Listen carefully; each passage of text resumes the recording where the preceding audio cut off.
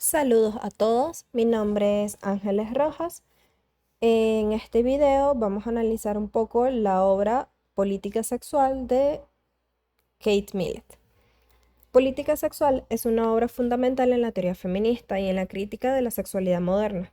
En él, Millett conecta la sexualidad con estructuras de poder patriarcales y cómo estas ideas aún resuenan en nuestra sociedad contemporánea. Kate Millett fue una influyente feminista, escritora y activista estadounidense, considerada una de las figuras más prominentes del feminismo radical.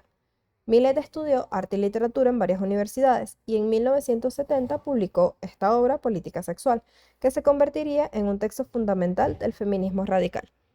En esta obra examina cómo el patriarcado opera no solo en la esfera pública, sino también en la vida privada y las relaciones sexuales. Millett es reconocida por ayudar a establecer el feminismo radical como una corriente válida dentro del movimiento feminista, al hacer visibles las conexiones entre el sexo, el poder y las políticas de género.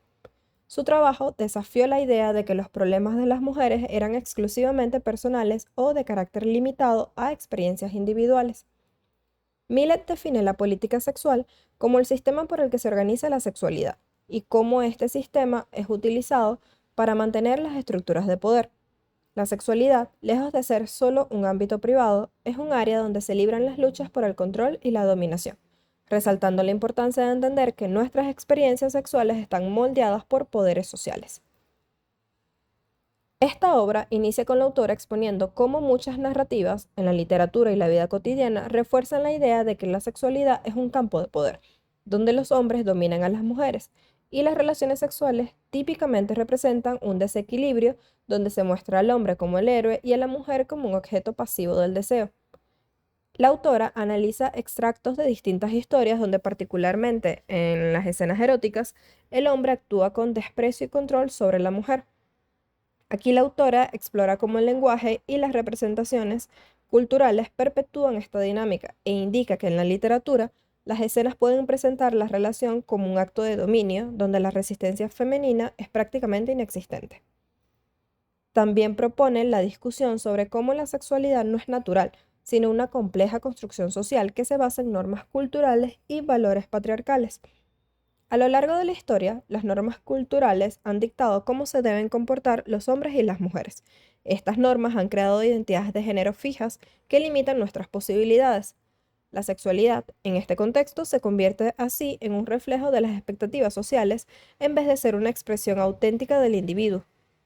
Kate Millett ofrece una crítica a la representación de las mujeres en la literatura y los medios como objeto de deseo, cuya identidad gira en torno a su relación con los hombres y a través de las novelas que analiza, va otorgando ejemplos de personajes femeninos que reflejan la sumisión y el deseo de aprobación masculina, simbolizando la humillación y la falta de agencia, perpetuando también una imagen donde la identidad de la mujer está completamente ligada a su atractivo sexual para los hombres. Millett brinda una crítica a los valores heteronormativos que acentúan la desigualdad y la opresión a través de dinámicas sexuales. Sin embargo, Millett advierte que los avances en la libertad sexual no son suficientes en la revolución sexual, si no se abordan las estructuras de poder subyacentes. Estas mismas dinámicas pueden replicarse bajo una nueva superficie. La auténtica liberación sexual para la autora debe incluir un examen crítico de las desigualdades que todavía están presentes en las relaciones entre hombres y mujeres. Es un llamado a repensar la sexualidad como un espacio de resistencia y no solo de liberación. Finalmente, en este primer capítulo, Millett utiliza estos ejemplos de la literatura para demostrar cómo la violencia y el control están entrelazados con el deseo sexual dentro de un contexto patriarcal. A través de su crítica a estos valores heteronormativos, la autora va revelando cómo perpetúan no solo la opresión de las mujeres, sino también de los hombres al imponerles roles rígidos de masculinidad. Para el segundo capítulo, Millett argumenta que la política va más allá del ámbito gubernamental, abarcando todas las relaciones de poder en la sociedad. Define política como el conjunto de relaciones y compromisos estructurados que determinan el control de un grupo sobre otro, lo que incluye las dinámicas de género. La autora propone que la esfera sexual es un campo repleto de dinámicas de poder. Señala que el coito y las relaciones sexuales reflejan actitudes culturales hacia los sexos, sugiriendo que las dinámicas de poder que vemos en la política se repiten y reproducen en la esfera sexual. Millet establece al patriarcado como el sistema que estructura las relaciones sociales. Describe cómo los hombres ejercen control sobre las mujeres en todas las esferas de vida, a menudo sin cuestionar esta autoridad. Considera al patriarcado como el pilar de la organización social y todas las instituciones, ejército, política y religión, son vistas como reflejos de este dominio. Si lo vemos de esta forma, el patriarcado no es solo un sistema de control, sino que se manifiesta en diversas áreas, como la política, la economía y cultura, donde las normas establecidas son de fabricación masculina. La autora afirma, al igual que otras feministas, que las cualidades atribuidas a hombres y mujeres no son inherentes, sino que son construcciones sociales. Esta distinción implica que las diferencias de capacidades y comportamientos se derivan de la socialización y no de la biología. Esto desafía la noción de que las diferencias de género son naturales e inmutables.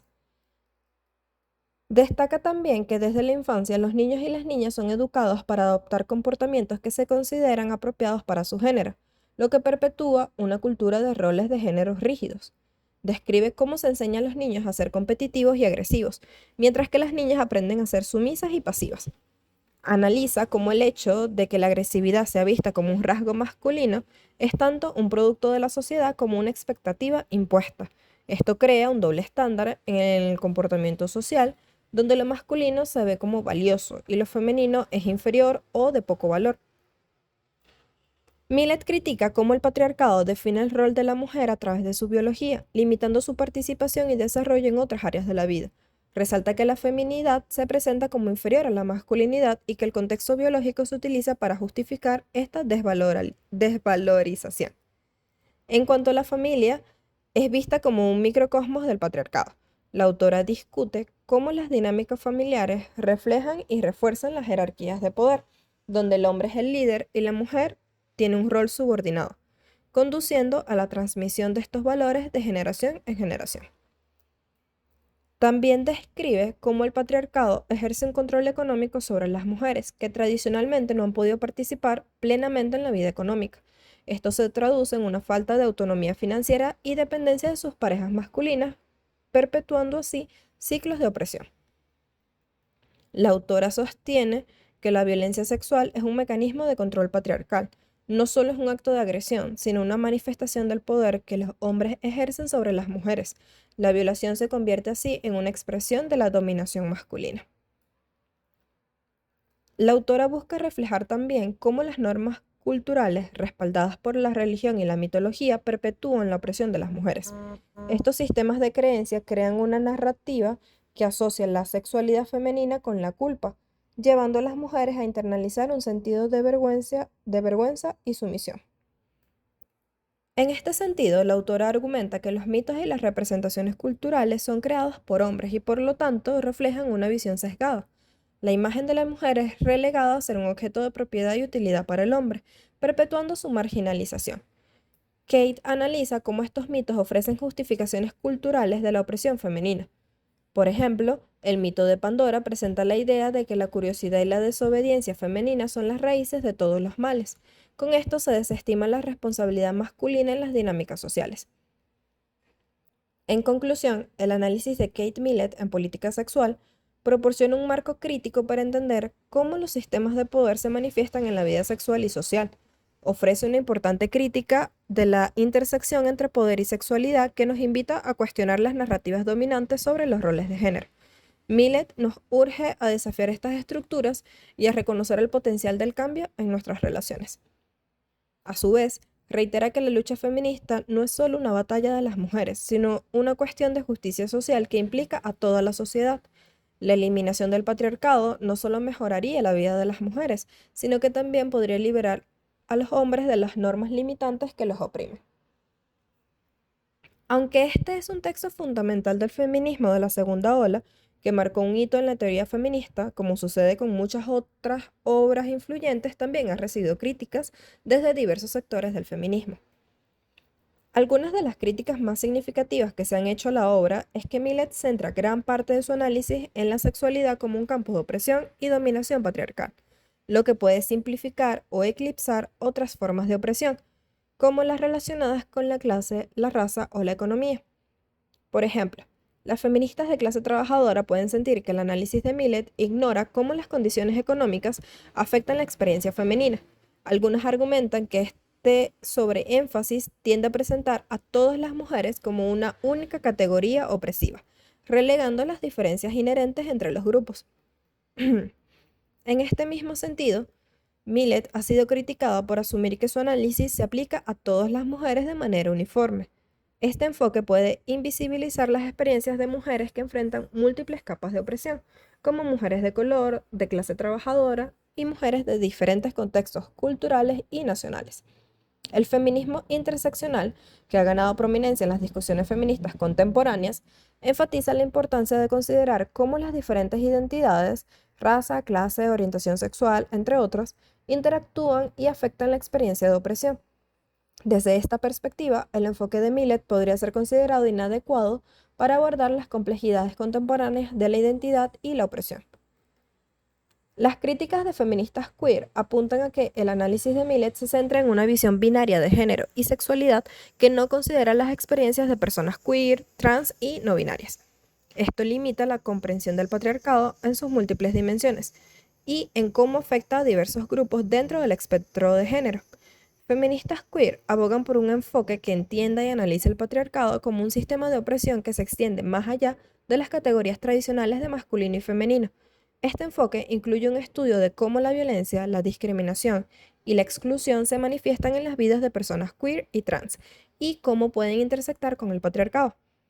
Algunas feministas critican que Millet puede contribuir a la polarización del debate sobre género y sexualidad, enmarcando la discusión en términos buenos versus malos, que puede simplificar la complejidad de las relaciones humanas. Esto puede llevar a una representación reductiva de la lucha de los sexos en términos de conflicto, en lugar de enfatizar la necesidad de diálogo y entendimiento mutuo. Este enfoque polarizador puede resultar contraproducente, generando resistencia entre aquellos que podrían ser aliados en la lucha por la igualdad de género. Las feministas que argumentan por un enfoque más inclusivo creen que es necesario construir alianzas y puentes en lugar de promover divisiones. Algunas feministas consideran que un enfoque más inclusivo que el planteado por Millet reconocería que muchos hombres también están oprimidos por las normas patriarcales, aunque de diferentes maneras.